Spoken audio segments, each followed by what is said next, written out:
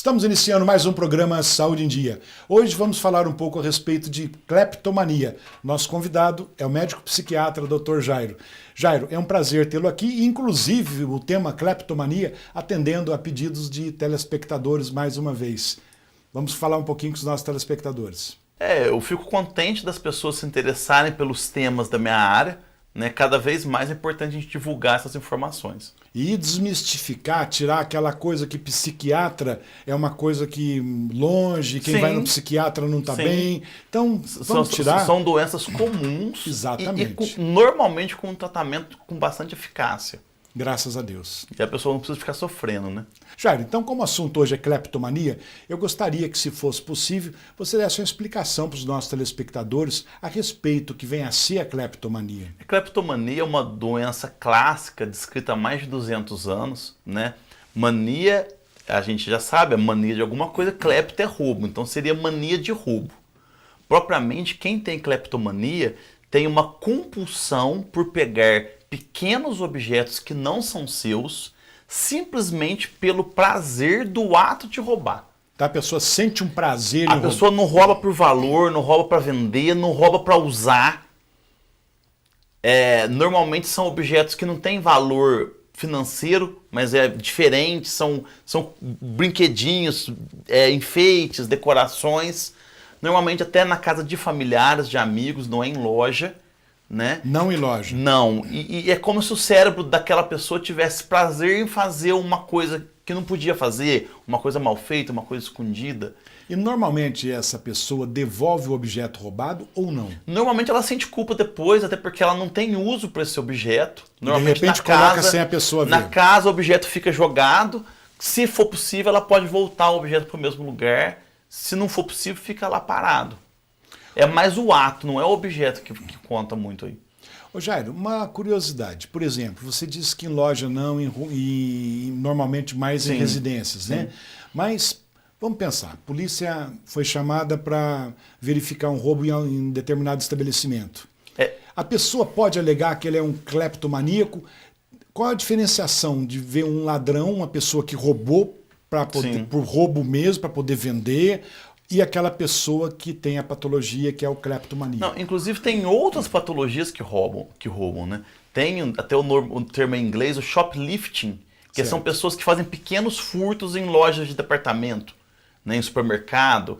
Normalmente esses pequenos furtos não são feitos por cleptomaníacos, são feitos por, vamos falar assim, pequenos ladrões, pessoas que não roubariam algo grande, mas que roubam ali quando a câmera não está vendo. Normalmente para uso próprio? Para uso próprio, por interesse. Algumas vezes adolescentes se desafiam, vão ver se você tem coragem de pegar alguma coisa na farmácia tal. E muitas vezes também pequenos furtos para manter vício. Tá.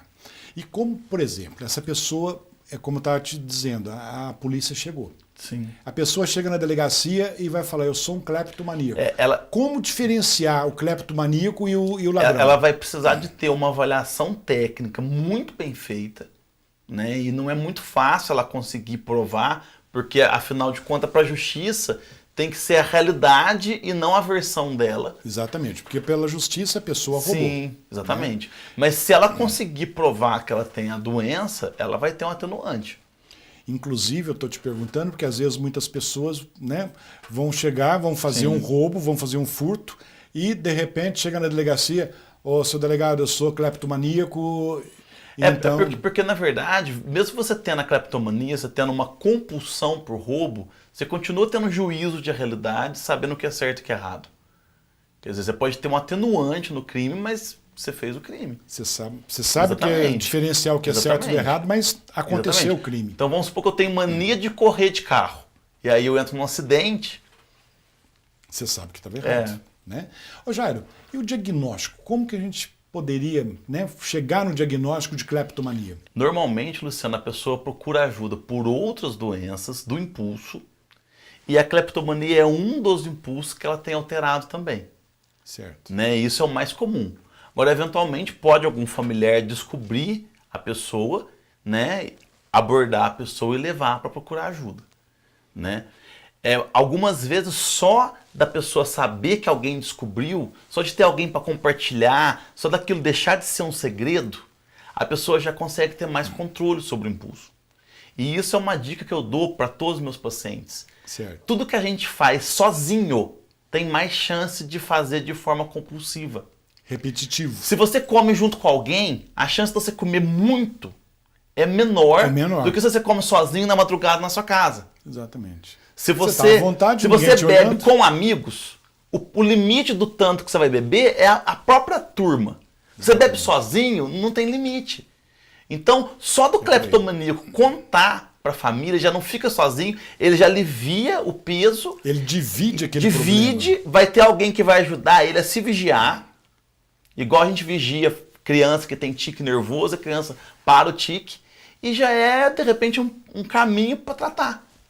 Então, vamos pensar, já que você falou a respeito de família, qual seria a conduta da família, por exemplo, sabendo que a pessoa não contou que é cleptomaníaca, mas a pessoa, a família viu, o familiar viu. Qual seria a atitude da família em relação ao cleptomaníaco? A atitude da família seria abordar a pessoa de forma firme, não julgadora. Quer dizer, a gente sabe que está acontecendo alguma coisa estranha, diferente, aconteceram tais fatos. Saber conversar sem julgar. Aconteceram tais fatos, eu quero ouvir tua versão para a gente ver como é que a gente vai caminhar daí para frente. Doutor, nós vamos para um breve intervalo e já voltamos. Voltamos com o programa Saúde em Dia, hoje comentando um pouco a respeito de cleptomania e o nosso convidado, médico psiquiatra, Dr. Jairo. Jairo, então falando em cleptomania, nós falamos em diagnóstico, o que é, vamos falar um pouquinho a respeito de tratamento. Então, o tratamento pode ser psicoterapia, né? E você tem até alguns modelos próprios de terapia só para cleptomania, e pode ser com medicações que ajudam a pessoa a controlar impulso. Certo, então tem tratamento. Tem tratamento. No caso do tratamento medicamentoso, ele fica até mais fácil, porque a gente pode pegar a medicação que é usada para tratamento de impulsos mais graves, por exemplo, medicação que segura um pouco impulso de usar substâncias ilícitas, de usar drogas, em dose mais baixa você pode já ter um resultado em cleptomania. Não, isso é muito bom. Então, para quem está nos assistindo e tiver algum problema com cleptomania, você pode ter a solução com terapia, mas tem problema. Se for o caso de medicação, a medicação que inclusive trata coisas de impulsividade maior, vai ter uma solução boa aí. Então, na verdade, não vai ter problema nenhum, então pode procurar o especialista que vai tentar resolver o problema. Ô Jairo, vamos falar um pouquinho a respeito do que vem a ser o acumulador compulsivo. Sim. Então, o acumulador compulsivo é aquela pessoa que não consegue desfazer de objetos. E a pessoa vai guardando objetos em casa, a ponto algumas vezes até de atrapalhar a convivência da família na casa. Por mais que esse quadro não pareça com a cleptomania, podem ser duas faces da mesma moeda. Certo. Nas duas situações, a pessoa é ligada em objetos. O acumulador compulsivo, no objeto que ele já tem. Ele não quer desfazer daquele objeto. E na cleptomania, o objeto que ele não tem, ele quer ter. Certo. Então, por exemplo, o acumulador compulsivo, que tipos de objeto que normalmente esse acumulador... Tudo. Por exemplo, uma casa, roupa, móveis... Porque se a pessoa guarda coisa que tem utilidade, a gente não vai chamar de doença, de acumulador compulsivo. Lógico. Então a pessoa começa a guardar, por exemplo, souvenir de viagem. Ou papéis promocionais, brinquedos promocionais. Ou senão a pessoa tem todas as notas fiscais desde a década de 90. Ou tem todos os jornais dos últimos 10 anos. E a pessoa não consegue desfazer daquilo. A pessoa não consegue explicar por que ela não joga fora aquilo. Igual o cleptomaníaco. Não explica. Não, mas ela tem um impulso de manter aquilo. O cleptomaníaco também não explica. Quer dizer, é parecido. É um impulso por um objeto. Um furta, o outro... Ele quer um objeto que ele não tem. O outro não quer desfazer do que ele tem. E isso, por um acaso, pode ser genético, pode ser de família, isso, Jairo? Pode ser hereditário. Porque às vezes a gente vê dentro de uma mesma família, né, pessoas como acumulador compulsivo. Então, em termos de roupa, em termos de objeto, já tem aquilo, mas está comprando mais porque quer deixar de reserva isso. Inclusive, conforme a cultura que a pessoa está, conforme o funcionamento do caráter dela, é que ela vai ser ou acumulador compulsivo ou cleptomaníaco. Certo. Quer dizer... Provavelmente isso não está estabelecido ainda, mas provavelmente podem ser as duas fases de uma mesma doença, tanto que o tratamento é muito parecido.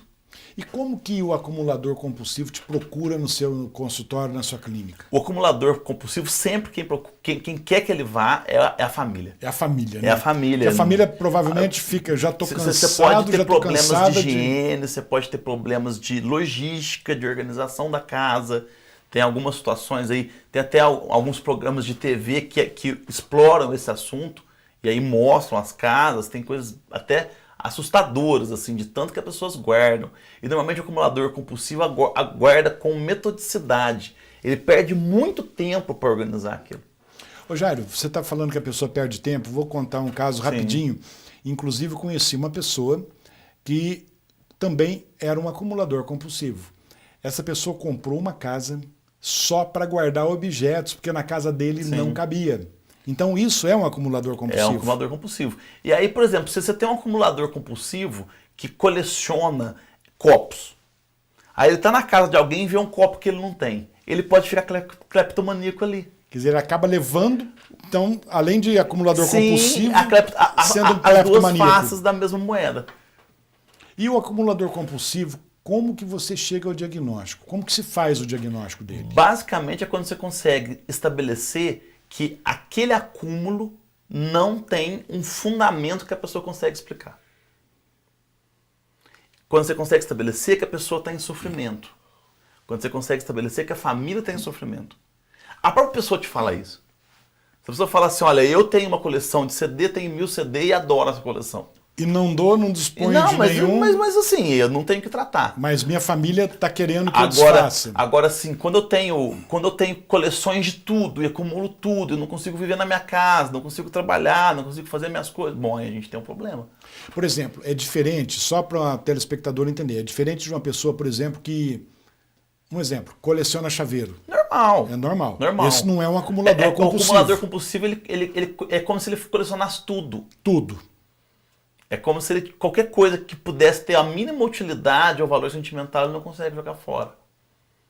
Ô Jairo, e diagnóstico, né? Você acabou de dizer, Sim. Em termos de tratamento, como poderia ser tratado esse acumulador compulsivo? O acumulador compulsivo a gente também trata, mais ou menos igual a cleptomania, com remédio para impulsividade, mas aí no acumulador compulsivo cabe também medicação para ansiedade, para a pessoa ficando menos ansiosa conseguir se desfazer das coisas. É um processo muito bacana, porque quando a pessoa melhora, é ela que vai escolher o que ela vai deixar de guardar. Não é o médico, não é o familiar. Então ela tem que estar melhor até para ela conseguir ter um critério do que ela quer guardar e do que ela não quer guardar. Por exemplo, o papel da família no acumulador compulsivo é importante? Com certeza. Qual a orientação que você daria, então, para uma família que tem um acumulador compulsivo em casa? É ajudar aquela pessoa. Normalmente as famílias respeitam a pessoa, porque normalmente a pessoa guarda na casa que é dela, vamos falar assim. Certo. Né? E normalmente as famílias respeitam e esse respeito deixa a pessoa continuar escravizada de um vício, de uma doença. Então a pessoa vai, digamos assim, cada vez mais se perdendo piorando naquele labirinto. Ô Jairo, uma curiosidade, por exemplo, que eu acredito que deve ter acontecido já com muitas famílias. Tem um acumulador compulsivo em casa. Sim. A esposa, ou o marido, o filho, seja quem for, vai lá e pega essas coisas e faz uma doação. Sem essa pessoa, sem o acumulador ficar sabendo. Isso vai cair como uma... Como seria a reação desse acumulador compulsivo? Ele vai sentir ofendido, vai sentir desrespeitado. Não é à toa que ele guardou aquilo ali que ele guardou, porque tem um Porque para ele tem um significado, exatamente, não é isso? Exatamente. A gente tem que ajudar ele a mudar o significado que ele dá para aquilo. E não ele querer doar, ele querer escolher. Então, é fazendo um trabalho de conversa e trabalhando na cabeça dele. Doutor, nós vamos para um breve intervalo, já voltamos com o programa Saúde em Dia. Voltamos com o programa Saúde em Dia e hoje conversando com o médico psiquiatra Dr. Jairo, falando um pouco a respeito de cleptomania. E neste bloco também a presença da Thaís com as perguntas de nossos telespectadores. Como que estão as perguntas, Thaís? É isso mesmo. Doutor, eu já estou aqui recebendo a participação dos nossos telespectadores. O tema, e assunto de hoje, ele está repleto de informações e vou deixar aqui o endereço de e-mail para quem quiser participar. drluciano@programasaudeendia.com.br. Eu espero a participação de vocês e lembrando que o sigilo de quem encaminha as perguntas, ele é sempre mantido por questões éticas. Por questões éticas, é isso mesmo. Doutor, Vamos conversar um pouquinho a respeito de outras doenças relacionadas à cleptomania, pode ser? Como a gente já falou, a cleptomania tem a ver com impulso. Você tem a Certo. vontade de fazer algo, você sabe que não devia fazer, você sabe que é errado, mas você não consegue controlar. Então, a compulsão por internet, por jogos, o acumulador compulsivo, tem várias outras doenças que vão ter o mesmo padrão. Só que aí o impulso não seria o de pegar objetos, não seria o de roubo, vamos falar assim. Certo. Seriam outros impulsos. Então, teria outras, né? Seria Sim. outras doenças O mais tratamento relacionadas até- a impulso. Exatamente. O tratamento é até parecido, né? Quando a gente vai pensar em medicação, quando a gente vai pensar em terapia, né? O mecanismo é o mesmo, de você ter um impulso de fazer algo que você não consegue controlar, esse impulso, mesmo que ele faça mal para você. Não consegue parar. Exatamente. De certa forma, até a obesidade ela é uma doença do impulso. Não é Exatamente. todo obeso, mas muitas pessoas têm impulso de comer e não conseguem controlar aquele impulso. Sabe E que acaba faz ganhando Mesmo que mal. faça mal. Quer dizer, é o impulso mais socialmente aceito do que o impulso do cleptomaníaco. Mas não deixa de ser um impulso que o sujeito tem e não consegue controlar. Thaís, vamos passar para as suas perguntas? Vamos lá. Doutor Jairo, a primeira pergunta é o que vem a ser o conceito de cleptomania? O conceito de cleptomania é um conceito antigo, né? De uma doença em que a pessoa tem um impulso de pegar pequenos objetos. Normalmente ela não vai usar esse objeto, ela não pega pelo valor, ela não pega por necessidade, só pelo ato de roubar.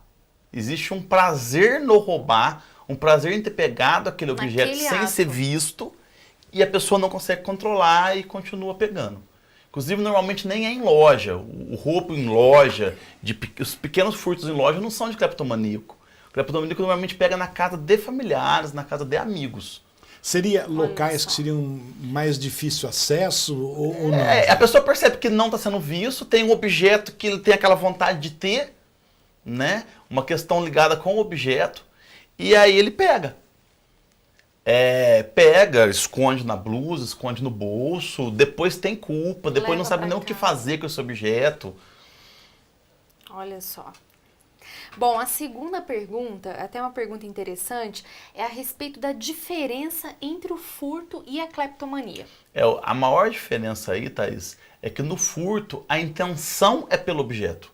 A pessoa está roubando, seja pelo dinheiro, seja para usar, seja para revender. Na cleptomania é pelo ato de pegar em si. Entendi, tem uma Então, diferença. realmente tem uma diferença grande. Inclusive não é o objeto mais valoroso que a pessoa vai Normalmente pegar. É o mais é diferente, é o mais colorido, Entendi. É. é o mais Aquilo que chama peculiar. atenção. Exatamente. Doutor Jairo, mais uma pergunta. Existem outras doenças que favorecem roubos? Existem. Né? A gente tem muitas pessoas, por exemplo, com dependência de drogas, que fazem pequenos furtos, parecido até com o cleptomaníaco, às vezes de familiares, às vezes de amigos, para poder manter o vício. Então, o que muda aí é a finalidade. A finalidade. Você tem pessoas que fazem pequenos furtos para manter jogo internet. Cada vez mais hoje você tem jogos na internet que a pessoa paga para jogar ou paga para passar de fase. E as pessoas fazem furtos. E você tem, por exemplo, doenças psiquiátricas em que a pessoa perde a noção da realidade e ela pode fazer furtos sem ser bandido, simplesmente porque ela pode estar num delírio que aquele objeto é dela. Ou ela pode estar simplesmente confusa. Uma pessoa com Alzheimer pode pegar alguma coisa de alguém achando que é seu. Olha só. O famoso leva por engano. E ao mesmo tempo a gente tem que ter essa diferenciação para não culpar todas as pessoas. É importante, acho que uma das finalidades desse programa é esclarecer que não é todo mundo que Exatamente. pega as coisas que é um bandido. Que é um bandido, E que é um tem ladrão. que ser isolado pela sociedade. Você pode ter o cleptomaníaco, você pode ter outras doenças psiquiátricas, você pode ter doenças sociais. Legal mostrar, né, essa diferença Eu e acho essa que é informação. importantíssimo isso, né? Isso mesmo. Mais uma pergunta interessante, doutor Jairo. O cleptomaníaco, ele sente culpa? Normalmente sim. Sim. Normalmente sim. Só que a culpa não é suficiente para ele parar de fazer. Na verdade, algumas vezes a culpa de ter roubado pode gerar uma ansiedade, um mal-estar que vai ser aliviada com o próximo roubo. Com o próximo roubo não, com o próximo furto, né? Com o próximo. Então, com com o próximo furto. Eu acho que é um termo mais adequado. Então, a pessoa tem uma ansiedade, na hora que ela faz o furto, aquela ansiedade alivia, depois a própria culpa eventualmente pode gerar de novo, mas a culpa sim. A culpa ele sente. Sim. Tanto que as pessoas querem se tratar, querem melhorar. Isso. Doutor Jairo, e agora a respeito do tratamento? Mais uma pergunta, como é feito o tratamento em consultório? O tratamento da cleptomania pode envolver medicação ou só psicoterapia. E quando a gente usa medicação para impulsividade costuma dar um resultado muito bom. Então, existem medicamentos para isso. E é relativamente fácil tratar. Se a pessoa levar o tratamento a sério, é fácil. Ela consegue? Sim. Doutor Luciano, infelizmente hoje, pelo nosso tempo de gravação do programa, foram estas as participações online. Mas eu gostaria de deixar novamente o endereço para o pessoal que ainda não participou. Pode continuar mandando suas dúvidas, drluciano@programa saudeemdia.com.br e convidá-los também para acessarem a nossa página no Instagram e a nossa página no Facebook, Programa Saúde em Dia. Será um prazer, né, Thaís? Isso. Doutor Jairo, antes de encerrarmos, eu gostaria de pedir uma mensagem para os nossos telespectadores. Pode ser? A mensagem sempre que eu deixo, né, quando eu participo do teu programa, é contra o preconceito da doença mental, a busca do tratamento, que a gente vê o quanto que poderia evitar de sofrimento. Exatamente. Né? E também a compreensão das pessoas. Porque você pensa bem, uma pessoa com cleptomania, uma doença que tem tratamento que é relativamente fácil, né? Ser taxada como ladrão, como bandido, ser julgado pelas pessoas, a consequência negativa que isso causa. Exatamente. Como causa também em outras doenças psiquiátricas quando há o preconceito. Eu acho que há muito preconceito nessa parte da psiquiatria, né, Jairo? Jairo, então muito obrigado pela presença. Thaís, muito obrigado pela presença. Chegamos então ao final de mais um programa Saúde em Dia. Fiquem com Deus e até a próxima semana.